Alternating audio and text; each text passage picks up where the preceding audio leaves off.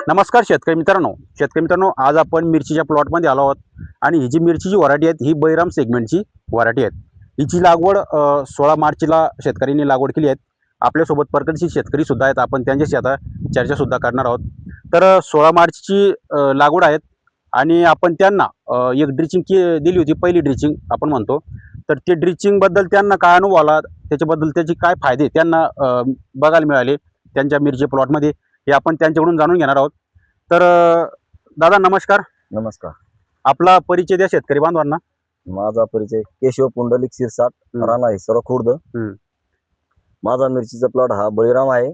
बळीराम 16 मार्चला मी लागवड केलेली आहे. बरोबर आहे. आता 16 मार्चला लागवड केल्याच्या नंतर आपण पहिली ड्रिचिंग केव्हा केली याची? 26 मार्चला. 26 मार्चला म्हणजे 10 दिवस कंप्लीट झाले. बरं.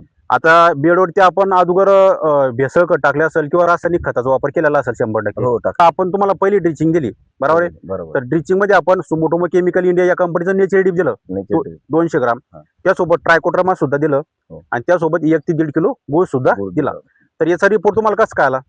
याचा रिझल्ट चांगला आला सर आम्हाला, कारण झाडाची खूप डेव्हलपमेंट झालं आणि झाड खूप व्यवस्थित आहे. बरं. फुटव्यांची संख्या कशी काय? अजून तरी व्यवस्थित आहे सगळं. फुटवे पण चांगले. फुटवे मग जबरदस्त काढे. जबरदस्त. बरं. तर आता शेतकरी मित्रांनो, आपण ज्यावेळेस आपला ध्येय, आपला उद्देश हाच आहे की शेतकऱ्याचा खर्च जो आहे तर हा खर्च कमीत कमी झाला पाहिजे आणि कमी खर्चातून शेतकऱ्याला चांगल्या प्रकारचं उत्पादन त्या ठिकाणी आलं पाहिजे. तर हाच आपला ध्येय आणि उद्देश आहे.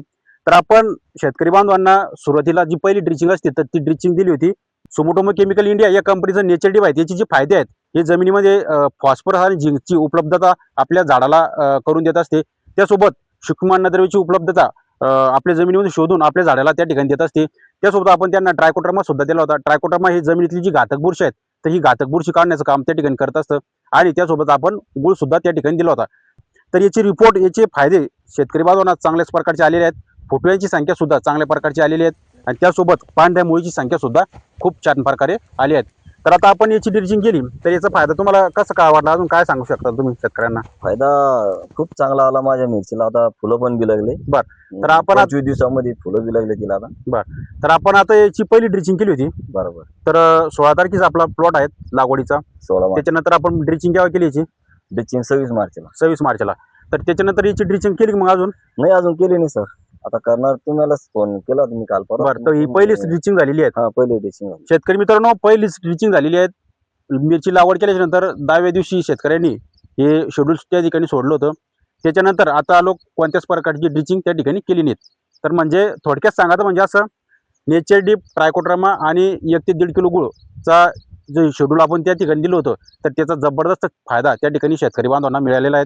तुम्ही सुद्धा याचा वापर त्या ठिकाणी करू शकता आणि कमी खर्चात जास्त उत्पादन कसं निघेल याचा सुद्धा तुम्ही विचार त्या ठिकाणी करू शकता. कारण की मिरची म्हणलं तर शेतकरी बांधव त्या ठिकाणी थोडंसं बावळवणी करत असतात, भरमसाठ त्या ठिकाणी खर्च करत असतात आणि खर्च जास्त झाल्यामुळं आपल्या शेतकऱ्याचा खिसा त्या ठिकाणी चांगल्याच प्रकारचा रिकामा होत असतो आणि चुकीचं शेड्यूल जर का वापरलं तर चुकीच्या शेड्यूलमध्ये सुद्धा त्या ठिकाणी अतिरिक्त खर्च होत असतो आणि फायदा जो आहे तर तो पाहिजे तसा मिळत नसतो. तर योग्य मार्गदर्शन, योग्य शेड्यूल जर का आपण वापरलं तर चांगल्या प्रकारचं कमी खर्चामध्ये चांगल्या प्रकारचं उत्पादन कसं निघतं तर हे आपल्याला त्या ठिकाणी जाणून येतं. तर आणखी काय सांगशाल शेतकऱ्यांना याच्याबद्दल? माझं असं म्हणणं आहे की हे शेतकऱ्यांनी कमी खर्चाचं प्रोडक्ट वापरलं पाहिजे. बरोबर. काय असतं, प्रत्येक शेतकरी हा आधुनिक पद्धतीमुळे चांगला फायदा होतो शेतकऱ्याचा. अशा पद्धतीनं शेतकऱ्यांना करायला पाहिजे. कृषीचे सहाय्य घेऊन आणि या पद्धती केल्या पाहिजे. बरोबर. आपलं शेड्यूल तुम्हाला कसं वाटलं? व्यवस्थित वाटलं सर. तर मित्रांनो, तुम्ही जर का तुमच्या मिरचीच्या प्लॉटमध्ये तुम्हाला मार्गदर्शन हवं असेल तर तुम्ही खाली दिलेल्या नंबरवरती कॉल करू शकता आणि आपलं शेड्यूल त्या ठिकाणी फॉलो करू शकता. तर मित्रांनो, धन्यवाद.